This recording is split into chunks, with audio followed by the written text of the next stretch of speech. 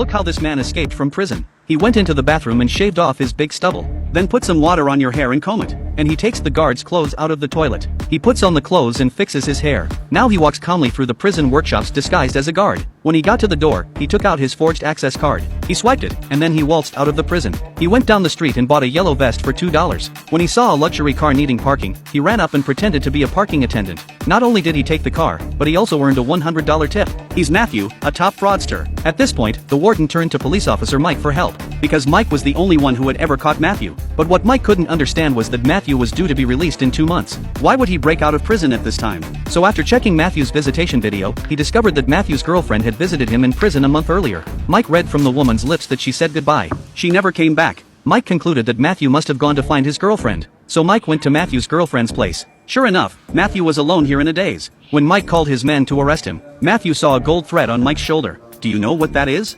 Mike obviously doesn't. It turns out that Mike was investigating a case in the bank's vault a few hours ago. The technician was trying to crack the safe's combination. The safe suddenly exploded. The cops were covered in dust. The evidence was instantly destroyed. But Matthew knew what it was. He asked Mike to meet him in jail a week later. Mike agreed and Matthew said this is the security thread of the new 100 denomination banknote. Matthew was then taken away by the police. The next day, Mike learned from his assistant that the gold thread was indeed the security thread of the new banknotes. But how did Matthew know that? The new notes hadn't been released yet. So Mike came to the prison to find Matthew. When he learned that Mike was chasing a Dutch criminal gang, Matthew said, "Get me out of here and I'll help you catch them. Just put electronic shackles on my feet and I'll stay under your supervision." So the next day Matthew walked out of the prison with electronic shackles on his feet. Then Matthew was put up in a motel, and his range of motion was only 2 miles. Obviously, this was not an environment that suited Matthew's temperament. So Matthew snuck into a grocery store, where he met a rich woman who was donating clothes. The two of them were instantly recognizable. Knowing that the rich woman's mansion was nearby, Matthew was invited to live in her mansion. Apart from helping her feed her dog and water her flowers,